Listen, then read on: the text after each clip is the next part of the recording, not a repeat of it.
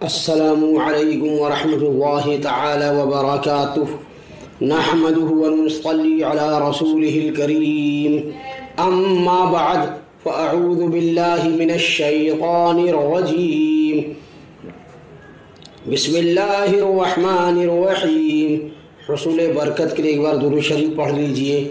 اللہم صلی علی سیدنا و مولانا محمد معدن الجود والکرم وآلہ وبارک وسلم. سامعین اکرام، میں جیش محمد مصباحی آج آپ کی خدمت میں ایک اور ویڈیو لے کر کے حاضر ہوا ہوں. جیسا کہ ہر بار میں حاضر ہوتا ہوں، جس کو میں نے ایک سرفروش مجاہد کے نام سے موصوف کیا ہے. تو سامعین، آج کا جو واقعہ آپ سنیں گے، اس میں آپ جانیں گے کہ جس طرح نبی کریم صلی اللہ تعالیٰ علیہ وسلم کے زمانے کے مرد حضرات یعنی صحابہ کرام اور نبی کریم صلی اللہ تعالیٰ علیہ وسلم کے بعد کے زمانے کے مرد حضرات، صحابہ، تبع تابعین وغیرہ مجاہد تھے اور اسلام کے لیے اپنے سر کو ہمیشہ کٹانے کے تیار رہتے تھے، اسی طرح اس وقت کی عورتیں بھی مجاہدہ تھیں اور اپنے سر کو ہمیشہ کٹانے کے لیے تیار رہا کرتی تھیں.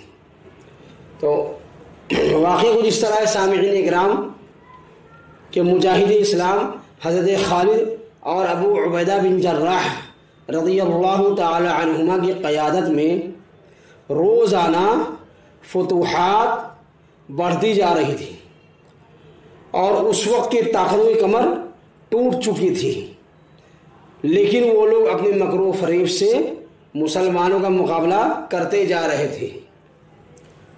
انہی فتوحات کے سلسلے میں رومیوں کا ایک گروہ کچھ مسلمان عورتوں کو قیدی بنا کر لے اڑا. ان گرفتار ہونے والی مستورات میں ضرار بن عزور کی بہن خولہ بنت عزور بھی تھی. حضرت ضرار بن عزور بہت ہی بہادر صحابی تھے اور بہت ہی بڑے جنگجو تھے. یہ اکیلے سینکڑوں کافروں کے جمگھٹے میں گھس جایا کرتے تھے لڑنے کے لیے. تو جب یہ لوگ مستورات قید ہو گئی تو جب ضرار بن عزور جو خولہ بنت عزور کے بھائی ہیں، ان کو معلوم ہوا کہ رومی مسلمان عورتوں کو قید کر کے لے گئے ہیں، تو آپ حضرت خالد رضی اللہ تعالی عنہ کی خدمت میں حاضر ہوئے. حضرت خالد نے فرمایا گھبرانے کی کوئی ضرورت نہیں ہے، شکار کو ہاتھ سے جانے نہ دینا. پھر آپ نے حضرت ابو عبیدہ بن جراح رضی اللہ تعالی عنہ کو 2000 لشکر کے ساتھ دشمن کے مقابلے پر روانہ کیا اور خود حضرت ضرار اور چند مجاہدین کے ہمراہ اسیر شدہ عورتوں کی رہائی کے لیے روانہ ہوئے. ابھی کچھ فاصلہ ہی آپ لوگوں نے طے کیا تھا کہ مقامی استریاق کے قریب گرد و غبار کا طوفان اٹھتا ہوا دکھا. حضرت خالد رضی اللہ تعالی عنہ نے فرمایا کہ اللہ تبارک و تعالی خیر کرے. حبیدہ جو آپ کے قائد تھے عرض کرنے لگے کہ رومیوں کا بچا کھچا لشکر معلوم ہوتا ہے. آپ نے حکم دیا کہ تمام مجاہدین ہر آنے والی مصیبت کے لیے تیار رہیں. ادھر اب ان عورتوں کا حال سنیے جنہیں پطرس نے قید کر لیا تھا.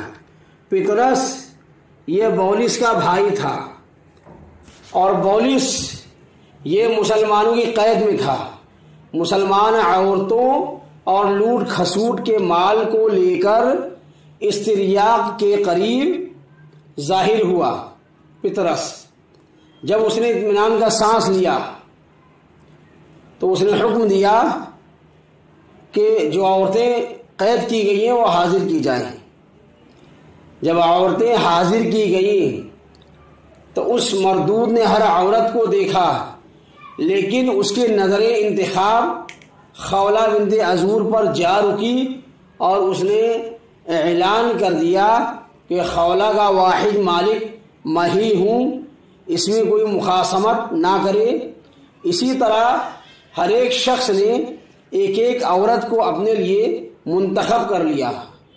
مسلمانوں کی غیور ماؤں، بہنوں، بیٹیوں کو یہ حرکت نہایت ناگوار گزری اور غصے سے وہ کانپ اٹھی، لیکن مجبوری ان کی راہ میں حائل تھی۔ سب عورتوں کو خیمہ میں واپس پہنچا دیا گیا۔ حضرت خولہ نے سب عورتوں کو اکٹھا کیا اور ایک پرجوش تقریر کی اور کہا کہ اے مسلمان مجاہدہ عورتوں اور اے عمالقہ کی باقیات صالحات، کیا تم یہ چاہتی ہو کہ روم کے وحشی درندے تم کو اپنی ہوس کا نشانہ بنائیں؟ اور کیا تمہیں یہ پسند ہے کہ تم اپنی بقیہ عمریں غیروں کی خدمت میں گزار دو اور فاتحین عرب پر کلنک کا ٹیکہ لگا دو؟ کہاں گئی تمہاری وہ حمیت و شجاعت جس کا چرچا محافل عرب کے لیے باعث سرخ روئی اور سربلندی تھا؟ میرے نزدیک اہل روم کے ہاتھوں ہمیشہ ذلت اٹھانے سے یہ کہیں بہتر ہے کہ ہم سب کی سب اللہ تبارک و تعالیٰ کی راہ میں اپنی حقیر جانوں کا ہدیہ پیش کر دیں اور اپنی قوم کو ہمیشہ کی بدنامی سے محفوظ کر لیں۔ سامعین اکرام، اس تقریر پر عفیرہ نام کی عورت نے تمام عورتوں کی ترجمانی کرتے ہوئے کہا کہ ہماری دلی خواہش ہے کہ ہمارے خون کا آخری قطرہ تک اللہ کی راہ میں بہے، لیکن بلا تدبیر کے کچھ کرنا اپنے آپ کو ہلاکت میں ڈالنا ہے۔ ہم نہتے۔ خولہ نے کہا بے شک ہم نہتی ہیں، لیکن اللہ کی مدد ہمارے شامل حال ہے۔ خیمہ کی چوبیں اکھیڑ کر یکدم ان نامردوں پر حملہ کر دو۔ اللہ یا تو ہماری مدد فرما کر ہم کو فتح عطا فرمائے گا یا ہم عزت کی موت اللہ کی راہ میں شہید ہو جائیں گی۔ یہ سنتے ہی تمام عورتوں نے خیموں کی چوبیں اکھاڑ کر یک بارگی حملہ کر دیا اور یہ کہتی جاتی تھیں کہ دیکھو سب مل کر رہنا، کیونکہ جو بھیڑ گلے سے علیحدہ ہو جاتی ہے وہ لقمہ اجل بن جاتی ہے۔ خولہ نے ایک رومی کے سر پر اس زور سے چوب ماری کہ وہ بے ہوش ہو کر گرا اور کچھ دیر بعد واصل جہنم ہو گیا۔ جب رومیوں نے یہ شکست و ریخت کا عالم دیکھا تو بدحواس ہو گئے۔ پطرس نے حکم دیا کہ ان سب عورتوں کو گھیرا ڈال کر پکڑ لو اور یاد رکھو خولہ کے ساتھ اچھا برتاؤ کرنا۔ مورخین لکھتے ہیں کہ جب بھی کوئی سوار آگے بڑھتا یہ عورتیں بھوکی شیرنیوں کی طرح اس پر ٹوٹ پڑتی اور اس کی تکا بوٹی کر دیتی۔ خولہ فرماتی تھی اے رومیوں، آج تمہارے بھیجے ہماری چوبوں سے کچلے جائیں گے، آج تمہاری بیویاں بیوہ اور تمہارے بچے یتیم ہو جائیں گے، تمہاری عمریں آج کے دن منقطع ہو چکی ہیں۔ یہ سنتے ہی پطرس آگ بگولا ہو گیا اور اس نے اپنے لشکر کو پکارا کہ خرابی ہو تمہاری، تم سے چند عورتیں پکڑی نہیں جاتی۔ یہ سنتے ہی سپاہیوں نے بڑی سختی سے حملہ کیا جس کا ان عورتوں نے ڈٹ کر مقابلہ کیا۔ خولہ فرماتی تھی اے مجاہدین اسلام کی ماؤں، بہنوں، بیٹیوں، اللہ نے تم کو اس قابل سمجھا کہ وہ تمہارا امتحان لے، تو تم اب اس امتحان میں گھبرانا مت۔ یہ سخت حملہ ہو ہی رہا تھا کہ حضرت خالد اپنے ہمراہیوں کے ساتھ ان اسیر شدہ عورتوں کی جستجو میں استریاق کے قریب آ پہنچے اور گرد و غبار، تلواروں کی چمک اور جھنکار دیکھ کر فرمایا کہ ہمیں جلد از جلد وہاں پہنچنا چاہیے۔ چنانچہ ان لوگوں نے اپنے گھوڑے سر پر دوڑائے اور یہ واقعہ دیکھ کر حیران رہ گئے۔